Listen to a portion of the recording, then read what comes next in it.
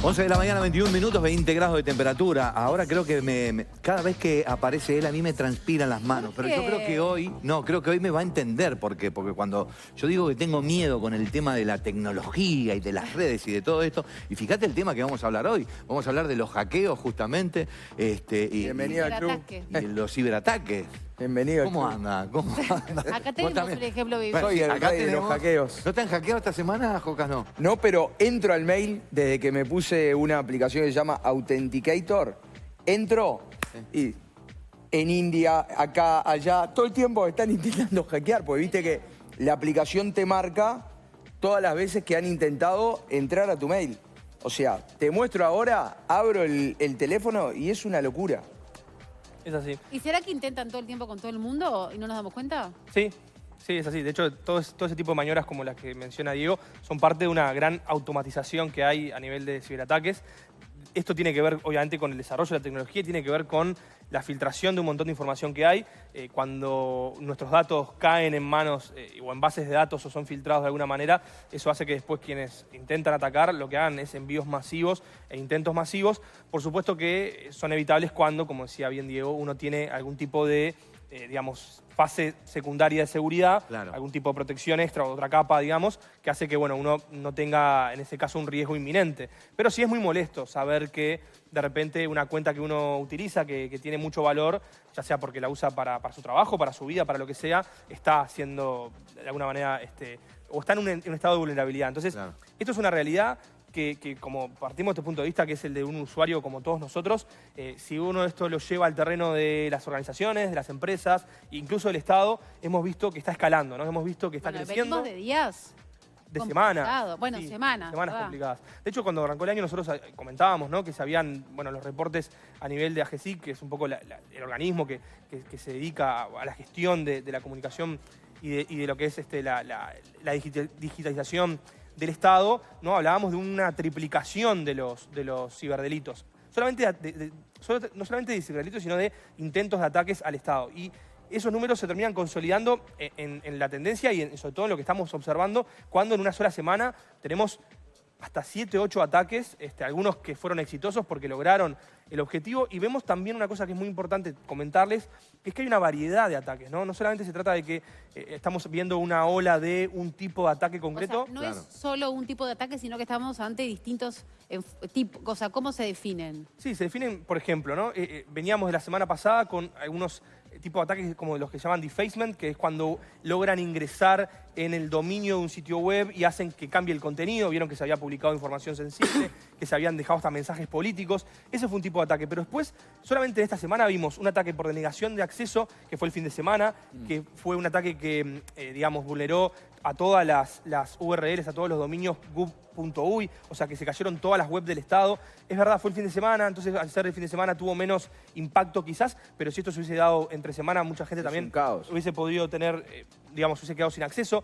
Este ataque por denegación de acceso lo que hace es que muchos bots manden, digamos, una solicitud de acceso al servidor al mismo tiempo y lo saturan. Entonces eso hace que se caiga el sitio, hace que quede, digamos, que no se pueda usar. Y es un ataque externo, pero que, como dice Diego, termina afectando, en este caso, el uso, ¿no?, del sitio y puede tener, obviamente, afectaciones económicas o afectaciones, básicamente, a nivel del uso de los usuarios. Y después, otro ataque que también hemos visto y que está apareciendo también, que no es nuevo, ninguno de estos ataques son nuevos, pero se están dando, son sobre todo los intentos de robo. En algunos casos terminan en un ransomware, que es cuando se logra secuestrar la información, se logra encriptar y después pedir un rescate, o en algunos casos directamente a través de accesos indebidos, accesos a través de una vulnerabilidad o a través de algún error, o también puede ser por ingeniería social, que terminan determinando que se roben, ¿no?, y se genere como una base de datos que después se intenta vender. Ahora, siempre me genera la misma duda, ¿no? Cuando te hackean o cuando hackean a un sitio del Estado y te piden un rescate de dinero, ¿no? Vos pagás, ¿ok?, para recuperar la información. ¿Pero qué te ¿quién te garantiza? asegura que el que está en Kamandú hackeándote, como acá tengo? Ahora, me Mira, mostraba acá Diego. tengo en Kamandú, en Guaspuba, hace 2 horas en Allentown, en Filadelfia. Hace O 14 sea, horas que te están tratando sí, cada 2 horas. de entrar, o sea, cada 2 horas. Entonces, ¿quién me asegura que si a mí me roban la información, pago una suma Nadie. X de dinero, a las 2 horas no me entraron de nuevo? Sí, no te lo asegura nadie. Pero sí es importante señalar que, bueno, estos grupos que trabajan en este tipo de estructuras y organizaciones tienen en algunos casos, no en todos, como suele suceder, algún tipo de enfoque un poco más ético, más allá de que están haciendo un ciberdelito, entonces la ética ahí no ingresa, pero sí a la hora de hacer un acuerdo con los damnificados, en muchos casos suelen después devolver la información, pero también puede suceder que la información cuando la intentan devolver se pueda perder, porque estamos hablando en muchos casos de muchos gigas. Entonces, más allá de la voluntad, que es verdad que no en todos los casos está, pero sí en muchos lo hacen, buscan también un perfil profesional. De hecho, hay mucha gente que se dedica a esto y lo hace con ese perfil, con el perfil de, ok, sí, estamos cometiendo obviamente una ilegalidad, estamos dentro de un esquema donde si estas personas son localizadas, si son de alguna manera, bueno, se logra dar con ellas, pueden ser sancionadas y van a ser sancionadas por la ley. De todas formas, eso no implica que no tengan algunos códigos, entre comillas, no todos los grupos de vuelta, pero muchos de ellos, los más populares, tienen ese código de, ok, si vos pagas el rescate, yo me aseguro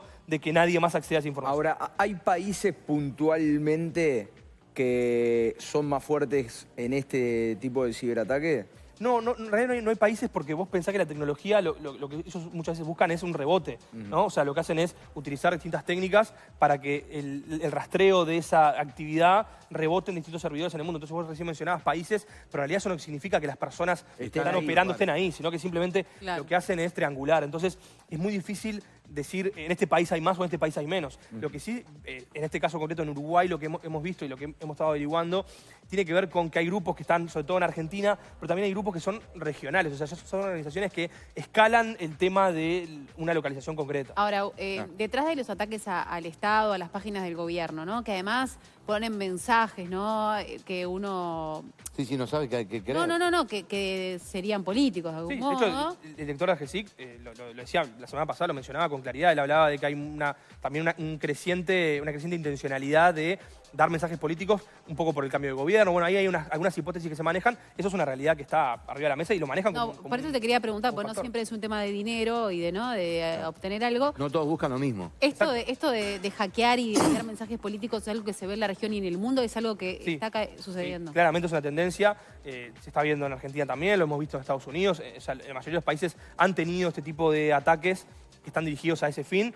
Por eso decía, lo que más está llamando la atención es esa variedad, ¿no? Que no solamente es que ahora se encontró a través de una brecha una forma fácil de acceder, sino que solamente acá en Uruguay, ejemplo local, hemos tenido esta diversidad de ataques que buscan fines distintos. Bueno, recuerdo algunos, por ejemplo, lo que pasó con la Intendencia de Paysandú, lo que pasó con los datos de los inmigrantes que están pidiendo la ciudadanía uruguaya. Sí, ahí se filtraron un montón de datos. Claro, son ataques distintos y que tienen consecuencias distintas. Un ransomware en general tiende a ser bastante más grave, sobre todo si quien lo recibe no tiene ciertas medidas o no está organizado de una forma. No digo que sea el caso de la Intendencia, digo que en general cuando vos recibís un ransomware hay formas también preventivas o hay formas de poder evitar que esa información que te secuestren igual vos la pierdas, ¿no? Si vos tenés, por ejemplo, algún tipo de sistema con copia de seguridad, con algún sistema de seguridad un poco más robusto. O sea, ahí hay un debe.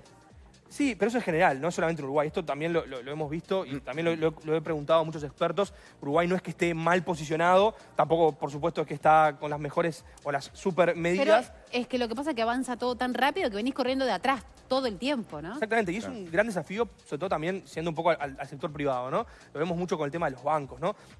Que bancos, instituciones financieras, e-commerce, ¿no? Cualquier empresa, cualquier servicio que transaccione y que a través de eso pueda tener algún tipo de acceso a información, como puede ser una cuenta de banco, una tarjeta de crédito, son empresas que están, por supuesto, en el foco porque son las que son más interesantes, las que para los ciberatacantes, por supuesto, implican un mayor interés porque ahí sí se puede hacer algún tipo de robo, se puede hacer algún tipo de maniobra para poder obtener un dinero, un bien, lo que sea. Entonces, ahí el tema de actualizaciones, el tema de preparación de los equipos. Estamos viendo que en Uruguay empiezan también a haber, y cada vez más, capacitaciones internas para que las empresas no pase que, por ejemplo, un área que de repente forma parte de una empresa que tiene un nivel de sensibilidad de datos importante, pero que de repente no trabaja en el core del negocio, pero sí en transaccionalidades, bueno, que, por ejemplo, no sea víctima de phishing, ¿no? De este tipo de suplantación de identidad que te mandan un mail y vos caes en la trampa y bueno, das algún tipo de datos o caes en un sitio no seguro. Entonces, a veces uno piensa que esto es todo un tema solamente de vulnerabilidades,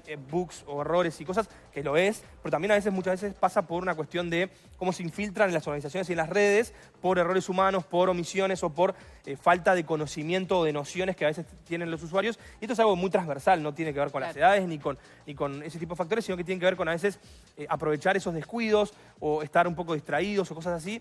Entonces a veces también eso pasa a ser muy importante, no solamente tener mejores sistemas, más tecnología para la seguridad, que es obviamente algo muy importante, sino que también a veces es capacitar a los equipos que están trabajando dentro de empresas o dentro de organizaciones para que no caigan en esas trampas y logren a través de ese tipo de, digamos, de maniobra los atacantes ingresar a sistemas, poder integrar malware, bueno, y a partir de ahí empezar a escalar. Entonces, claramente es un tema muy importante que está siendo hablado y que está generando mucha preocupación y que seguramente, bueno, como decía Lu, va a avanzar también de la mano de nuevas soluciones, de aparición de asesores, de empresas que también van a ayudar mucho a que... y entender que hay que destinarle presupuesto y pienso. Sí, pasa a ser una inversión, ¿no? La ciberseguridad pasa a ser una inversión para todos, actores públicos, actores privados, y también para los usuarios, ¿no? Para los usuarios cada uno tomando ciertos recaudos, como siempre lo comentamos, y protegiendo sobre todo los servicios que son más importantes. Muy bien. Gracias, Gracias, como Gustavo. Un placer, la seguimos. Placer.